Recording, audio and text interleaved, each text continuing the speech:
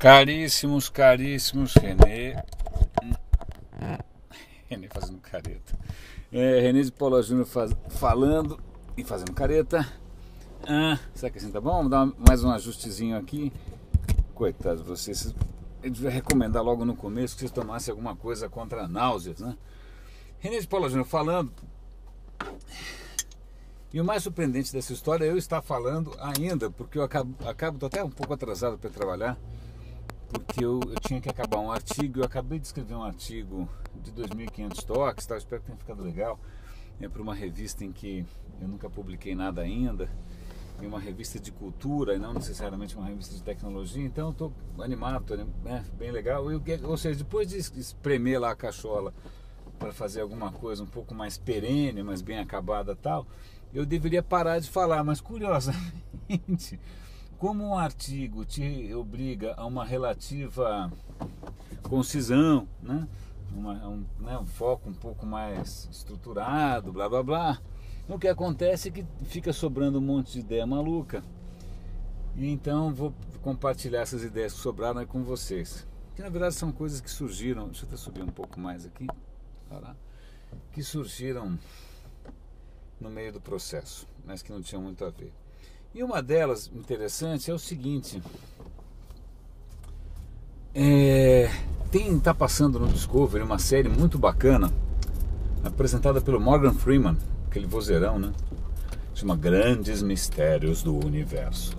É super legal, né? É ótimo para você saber que realmente a gente ainda não sabe nada, né? Matéria escura, energia escura, partículas que ninguém consegue achar, é bem legal. Mas aí é lógico que vem aquelas questões sobre o tempo, ninguém entende muito bem o tempo. Então eu estava pensando, depois de escrever o artigo, e o artigo tinha um pouco a ver com o tempo, que uma vez eu vi um cara falando: olha, existe uma máquina do tempo, chama avião, né? Você está em Nova York, você pega um avião, você cai em vários lugares do mundo que ainda estão praticamente na Idade Média. Se pegar um outro avião, você vai cair na Pedra Lascada, né? Curiosamente, no Brasil você até pode economizar um pouco, porque eu já fui para capitais brasileiras em que você está ali na beira do mar, é absolutamente lindo, né? Lindo, estamos no século XXI. Aí você anda um quarteirão para dentro e você volta para a Idade Média, com feiras de rua, né? Ambulantes. Você volta praticamente para a cidade medieval. E outra história curiosa, também acho que é um tema que talvez apareça lá no Morgan Freeman, não sei. Eu não sei se vocês já viram um livro chamado A Singularidade. Livrão dessa grossura assim. Eu comprei animadíssima, de um cara chamado Kurzweil. E aí ele tem uma tese. A tese dele é que a gente está num avanço exponencial, né? A tecnologia cresce exponencialmente. E que num futuro muito próximo as máquinas vão se incorporar, você vai virar um ciborgue, blá blá blá. Tudo estava indo bem até eu perceber que o cara estava realmente começando a surtar, e eu realmente deixei o livro de lado. Eu parei, porque aí depois tinha saído uma entrevista na Wired dizendo que esse cara é tão fissurado com a proximidade desse futuro, dessa singularidade que a gente está chegando, que ele está com medo de morrer, e o cara toma umas 40 vitaminas diferentes por dia para ver se dura mais, né? Só falta o cara morrer na véspera, que nem o cara do cometa de Halley. Aliás, tô enganado, me corrijam, se eu não me engano, o cara do cometa de Halley morreu antes de ver. Bom, anyway, mas pode ser uma lenda. Mas a grande questão para mim, eu vou pegar essa história de singularidade e buracos aí no espaço-tempo para falar de uma coisa que me intriga pra caramba no discurso sobre o digital: as singularidades, tá? Todo mundo sabe sempre na ponta da língua, né, os cases, que são aqueles que são capas de revista, né? A Apple, iPhone 4, iPhone 5 que todo mundo quer, embora ninguém nunca tenha visto, né? Parece aquele filme antigo, né? Nunca te vi, sempre te amei. O Google, né? São sempre aquelas provas cabais de que estamos numa nova era, tal. Mas a grande questão é, essas provas desses casos são literalmente singularidades, né? São casos singulares, tão singulares que é até difícil entender por que eles deram certo. Você pode escrever uma porrada de livro, né, dizer que você está dentro da cabeça do Steve Jobs. Você pode escrever uma tese acadêmica comparando, sei lá, fala aí, qualquer coisa, Twitter com tambor de floresta, qualquer coisa. Mas a questão é, isso é a posteriori, né, para falar bonito, isso é chutar cachorro morto, né, depois que a coisa já virou um sucesso, etc. Então é fácil dizer que aquilo era um sucesso natural e que prova alguma tese, né? Então pega a sua bela tese e vê se ela prevê mais alguma coisa, né? Eu desconfio que não vai prever muita coisa, não.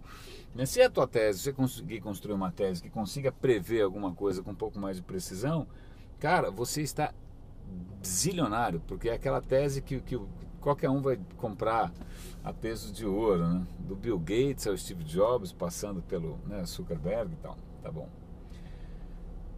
Qual é o problema dessas coisas serem tão singulares assim, né? É porque... primeiro, não só se a gente for humilde, né? Se a gente for honesto, estou falando eu aqui pelo menos, né? Ninguém sabe muito bem por que esses caras deram tão certo, ninguém tinha tanta certeza antes, etc e tal, mas porque esses casos servem muito pouco para aquilo que acontece na minha vida, na sua agência, no meu trabalho e tal, né?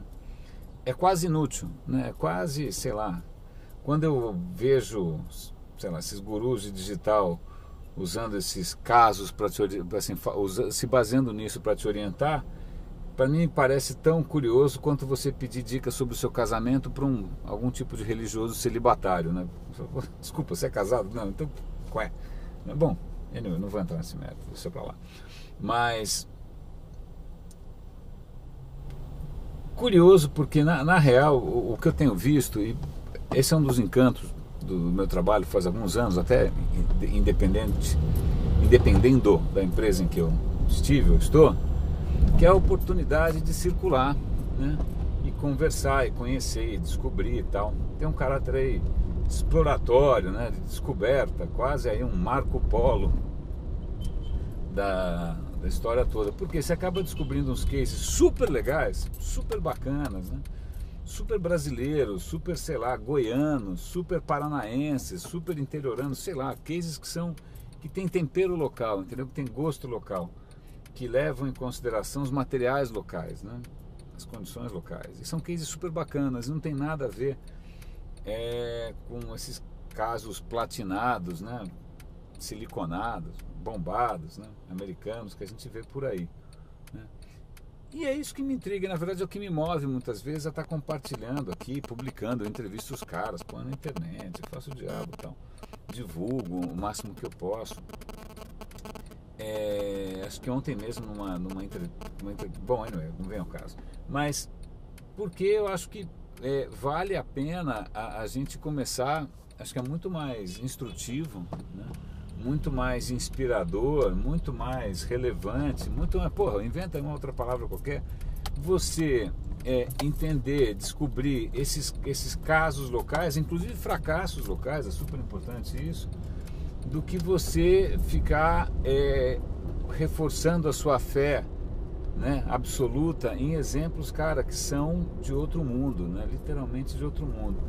E aí, voltando para a questão de outro mundo, quando um Kurzweil, né, tem o cara da singularidade, tem esse otimismo, né, com relação ao progresso, esse otimismo com relação ao mundo, eu falo, cara, ele deve morar num lugar muito legal, né? Ele deve morar num puta lugar legal, né? Ele não deve morar num lugar onde o ônibus é sequestrado, né? Ele não deve morar num lugar onde, sei lá, você liga a televisão, da Atena, mostra, cara, coisas de arrancar os cabelos, né? Ele não deve morar num lugar onde, sei lá, o governo abre qualquer gaveta e sai um escândalo escabroso e o mundo não acaba, tá? Ele deve morar num lugar que realmente deve dar a impressão de que a gente está realmente progredindo, né? Que é só uma questão de tempo, né? Uma coisa inexorável, né? Ele deve estar com essa impressão de que o progresso é uma coisa inexorável, é uma coisa segura, né? Qualquer outra coisa são, sei lá, acidentes de percurso, sei lá. Esse cara está viajando um pouco. Aliás, se ele está com tanto medo de morrer, é aí que ele não vai viajar mesmo, né? Imagina, para ser esfaqueado no calçadão aqui. Melhor, deixa o cara lá, deve estar lá no Vale do Silício, numa casa bonita, né, gramado e tal. E aí, voltando, por que existe tão pouca visibilidade de cases que sejam acessíveis, né?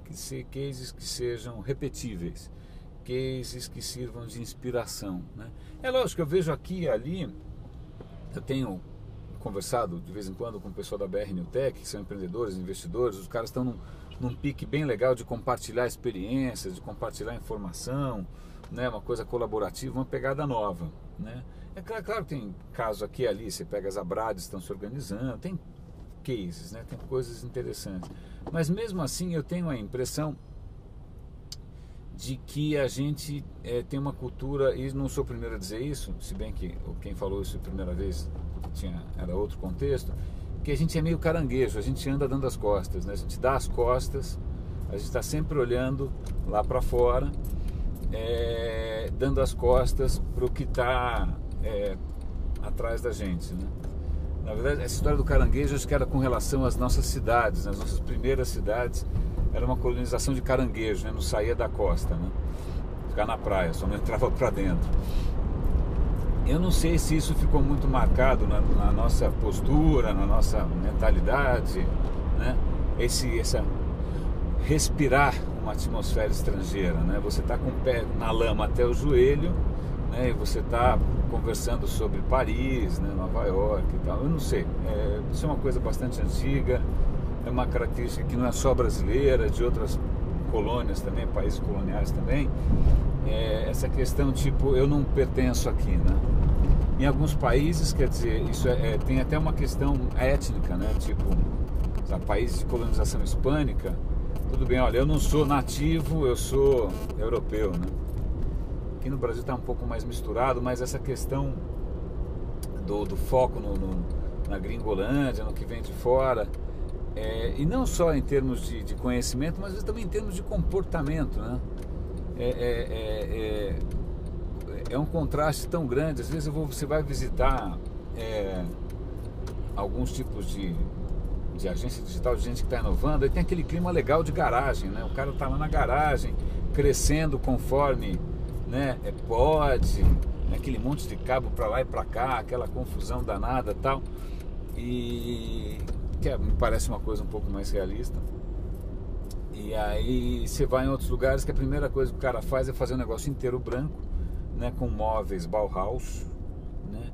Parece que você morreu, né? Se bem que se morrer, está no lugar branco daquele, o Kurzweil tem razão de querer adiar esse problema.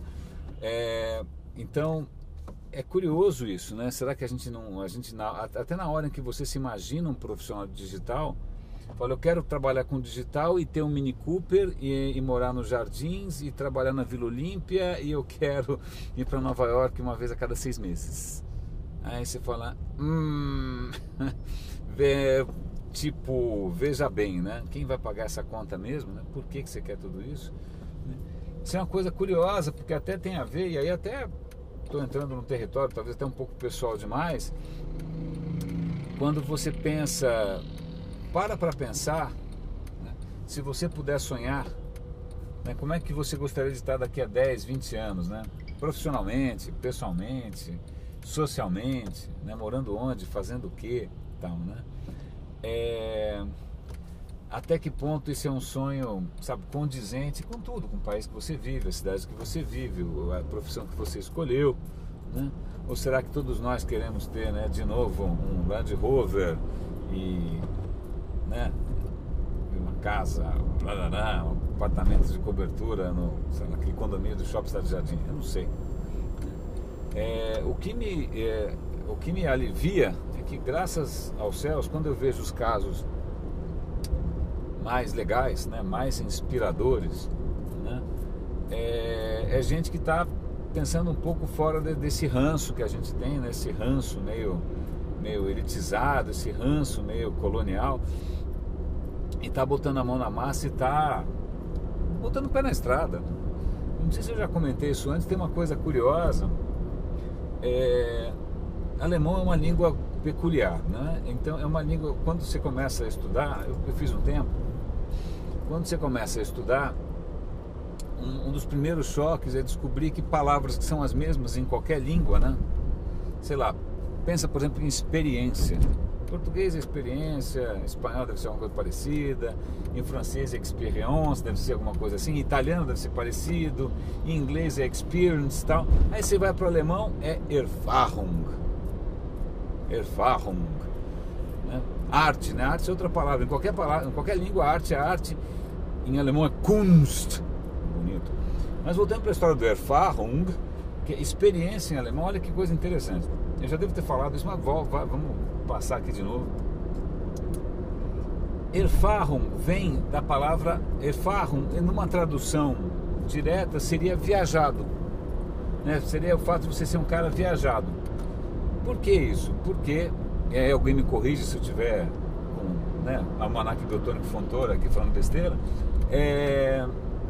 a história é a seguinte: você, na Idade Média, para você aprender um ofício, né, você aprendia como aprendiz mesmo, né? Você queria aprender, queria ser um ferreiro. Então você ia até um lugar que tinha um ferreiro, aí você ficava lá aprendiz do cara, aí você pegava, viajava, ia até um outro lugar, era aprendiz de outro. Então, quando você, para você adquirir experiência, você tinha que viajar, você tinha que ser um cara viajado. Eu gosto dessa história porque resgata um pouco a questão que eu falei do bendito Kurzweil lá atrás, da máquina do tempo, né? Às vezes eu tenho a impressão de que as pessoas viajam pouco, né? Eu tenho a impressão que as pessoas saem pouco da sua zona de conforto, né? Saem um pouco, não saem tanto daquele mundinho Apple Store, né? Que é tudo bonitinho, redondinho, branquinho, tudo funciona, tudo é legal e tudo é feito, parece um útero, né? Pouca gente sai do útero e bota o pé na estrada e vai ver o que está acontecendo, né? Então logo daqui a um mês, acho que já em agosto já começa agora, setembro e tal, lá vou eu com o pé na estrada, devo estar indo para Salvador, Floripa, lá vou eu, né? Dá uma certa preguiça porque foi-se o tempo em que aeroporto e avião era uma coisa glamourosa, agora ficou uma roleta russa, é uma coisa meio desgastante, atrasa, lota e tal, deixa isso pra lá. Mas, cara, vai de novo o quê? Vai me dar oportunidades de circular, né? De conhecer outras pegadas, outras oportunidades, outros empreendedores, outros tipos de negócio, né? Recentemente, eu fiquei super feliz, eu estava aqui em São Paulo mesmo, e eu encontrei um cara que trabalhava numa empresa que eu sempre cito, né, de vez em quando, sempre de vez em quando é bom, né? Que eu sempre cito como exemplo, que era uma empresa que tinha criado uma solução de nuvem para cartórios. Cartório, né, não é exatamente a coisa mais glamourosa que um cara de digital pode aspirar, mas a ideia dos caras era genial e resolvia um problema magnífico aqui no Brasil, que os cartórios estão tudo desbarrancando, né, com algum PC xing-ling, sem software, sem nada. Então isso era uma maneira sem backup, sem nada, então era uma maneira de você levar os cartórios, que quer queira, quer não, são registros, né, importantíssimos para uma outra esfera, literalmente. Encontrei esse cara e ele veio todo feliz, falou: olha, agora eu estou empreendendo, tenho um empreendimento que chama X, Orçamento Net. Eu falei: que legal, parabéns, então o que é? Isso é um e-commerce para quem não tem computador. Eu falei: uau! Aí o cara começou a me contar. Cara, era uma pegada absolutamente maravilhosa. Por quê? E olha que eu ia lá apresentar nesse evento uma solução que eu achei que fosse bastante democratizante, né, de e-commerce, mas a solução do cara era 2 vezes mais. Procurem Orçamento Net, é o Ucha. Porque ele falou: olha, tem um monte de gente aí, sei lá, pedreiro, carpinteiro, marceneiro, cozinheiro, whatever. Se esse cara quiser anunciar os serviços dele na internet, ele não tem, tipo, produtos com preço fixo. Ele tem que fazer um orçamento, né? Não dá para ele colocar ali, sei lá, um livro, um bolo de chocolate, né, uma roupinha de bebê, né, que são produtos padronizados, né? O cara trabalha por orçamento. E a ferramenta dele era tão interessante que integrava com SMS, que é uma coisa que todo mundo tem. Cara, eu achei tão maravilhoso isso que eu divulgo o cara sempre que eu posso. E o cara tá preparando conteúdo em jornal para distribuir pelo bairro, uma puta pegada legal. Puta pegada legal. Glamouroso, com cara de Mini Cooper, vai ganhar Cane, vai ganhar... Não, né? Mas pensa bem, cara, olha em volta, assim, em que país que você tá, cara? em que país que você tá, né? Pensa bem, né? Eu volto a insistir num ponto, espero estar me repetindo, né? Espero estar me repetindo, porque vale a pena repetir essa história. Uma das maiores riquezas que a gente tem por estar onde a gente está e no momento que a gente está, nesse momento de, né, classe C, classe média, etc e tal, um privilégio que a gente tem com relação a qualquer país no mundo é um monte de problema para resolver, entendeu? É um monte, então, cara, tem oportunidade para tudo quanto é lado, tem, cara, um monte de coisa para você fazer, tem mercados completamente inexplorados, tem áreas que você nunca imaginou, né? Então é um novo mundo, assim, é um novo mundo. Eu não vou dar uma de Pero Vaz de Caminha dizendo que se plantando tudo dá, porque isso é lorota. Essas coisas dão trabalho, né? Algumas coisas, né? Só no Vale do Silício que se plantando tudo dá, e mesmo nem lá dá tão certo assim, né? Mas acho que uma coisa que caracteriza quem empreende aqui e quem faz as coisas acontecerem, né, é a persistência, é a vontade de trabalhar, é continuar, é experimentar, é errar, né? Deixa eu pegar meu vigoroso para achar aqui, porque já estamos chegando em trabalho aqui. Obrigado pela companhia, hein, meninos. Legal. E aí, então a maior riqueza que a gente tem, na boa, é esse monte de oportunidade, essa audiência gigante crescendo, gente querendo mudar para melhor, gente com novos sonhos, gente querendo aprender, gente querendo consumir. Cara, isso é gênio, né? E oportunidade tem para todo lado. E aliás, fica até um cutucão aqui, e tem tanta bola quicando aí esperando você chutar, justamente porque tem um monte de gente que, ao invés de olhar para isso, né, ao invés de olhar para os problemas crônicos, né, o bode preto no meio da sala, os caras ficam sonhando com, sei lá com o que, entendeu? Com Jardins, Vila Olímpia, Copacabana. Eu não sei, não posso falar do Rio porque eu quase não conheço. Sou leigo em matéria de Rio, então não posso falar. Mas, então, gerações e gerações, ainda mais na área de digital, que parece que estavam achando muito mais interessante fazer algum viralzinho para vender maionese e ganhar alguma coisa em Cane, ao invés de focar... Caramba, o cara manobrou bizarro ali, não vai sobrar espaço para mim, deixa eu manobrar melhor. Do que botar a mão na massa, né? Reconhecer o país em que mora e fazer alguma diferença. Vamos lá, hein? O cara chegou primeiro aí. Só que o meu carro é pequenino. Grande abraço, René de Paula Júnior falando, roda a vida.